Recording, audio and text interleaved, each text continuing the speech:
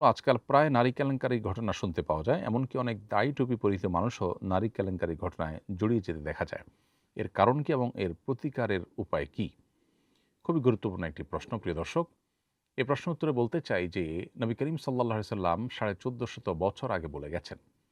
তিনি বলেছেন যে, "আমি আমার পরে তোমাদের মধ্যে পুরুষদের জন্য নারীদের চাইতে বেশি ক্ষতিকর কোনো ফিতনার বিষয় আর রেখে গেলাম না।" অর্থাৎ একজন নারী পুরুষের বিভ্রান্তির বা পদস্খলনের কারণ যতটা হতে পারেন, অন্য কোনো কিছুতে পুরুষ এত দ্রুত পদস্খলনের শিকার সাধারণত হয় না।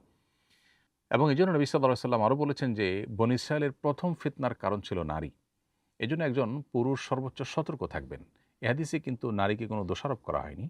সতর্ক করা হয়েছে পুরুষদেরকে যে, তোমাদের সবচেয়ে বেশি পদস্খলন হওয়ার শঙ্কা রয়েছে এই জায়গাটাতে, বিধায় তোমরা সতর্ক থাকবে। এইজন্য দেখবেন ইসলাম জেনা হওয়ার আগে থেকেই মানুষ জেনা থেকে যেন বেঁচে থাকতে পারে বাদ দেওয়ার ব্যবস্থা রেখেছে। আল্লাহ বলেছেন, ওয়ালা তাকরাবুজ জিনা, তোমরা জেনার কাছেও যেও না। অন্যান্য অপরাধের ক্ষেত্রে বলেছেন আল্লাহ অপরাধ করো না। এখানে বলেছেন কাছেও যেও না। কারণ কেউ যদি আসলে কোনো পরনারীর সাথে দেখা সাক্ষাৎ করে, তার সৌন্দর্য অবলোকন করে, তার সাথে আলাপচারিতায় জড়িয়ে পড়ে, এরপর আস্তে, আস্তে ধীরে, ধীরে সে মনে, মনে বা কল্পনার জগতে জেনায় লিপ্ত হবে। এরপরে সুযোগ তৈরি হলে সে সরাসরি জেনায় লিপ্ত হতে পারে এবং যার প্রতি সে আকৃষ্ট হয়েছে তাকে হাতের নাগালে না পেলে যেখানে সেখানে তার যৌন চাহিদাকে চরিতার্থ করতে পারে এবং সমাজে বিশৃঙ্খলা তৈরি হতে পারে। এজন্য শরিয়া কিন্তু এতগুলো বাঁধ দেয়ার ব্যবস্থা রেখেছে। তো চতুর্দিকে যে পুরুষদের নারী কেলেঙ্কারির বিভিন্ন ঘটনা শুনতে পাওয়া যায়, এটা পুরুষদের সৃষ্টিগত যে দুর্বলতার কথা নবী সাল্লাল্লাহু আলাইহি সাল্লাম বলেছেন সেটির কারণে হয়ে থাকে। এটার ঊর্ধ্বে ওঠার জন্য এবং নিজের চরিত্রকে হেফাজত রাখবার জন্য দরকার হলো সেরকম ঈমানি শক্তি, দরকার হলো সেরকম সতর্ক পদক্ষেপ এবং দরকার হলো যথাসময়ে নিজের চরিত্রকে হেফাজত রাখার জন্য বিয়ে-শাদী করা, পরিবারের সান্নিধ্যে থাকা এবং সর্বোচ্চ সচেষ্ট থাকা নিজের চরিত্রকে কলুষমুক্ত রাখবার জন্য।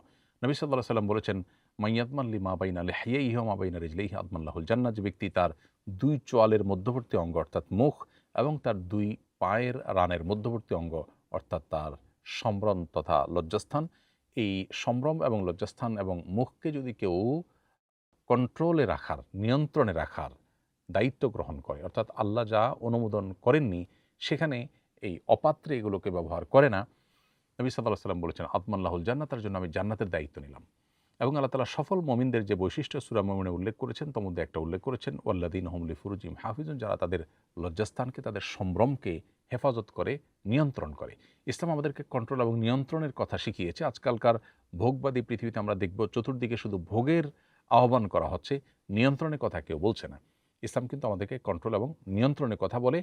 এই কন্ট্রোল এবং নিয়ন্ত্রণ না করলে আমরা অপমানের শিকার হব, অপদস্থ হব, পদস্খলন ঘটবে এবং সমাজ নানা রকম বিশৃঙ্খলায় ভরে যাবে।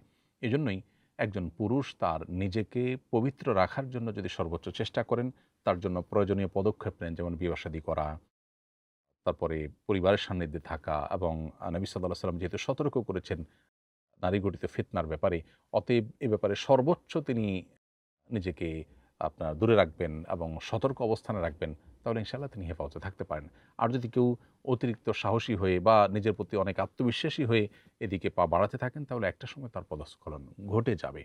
তো তাকওয়ার দুর্বলতার কারণে, ঈমানের ঘাটতির কারণে এবং নবী করিম সাল্লাল্লাহু আলাইহি ওয়াসাল্লামের নির্দেশনার পরে আমল না করার কারণেই কিন্তু আজকে এই লাঞ্ছনা, এই বঞ্চনা এবং এই পদস্খলন পুরুষদের দ্বারা ঘটে থাকে নারী ঘটিত বিষয়ে।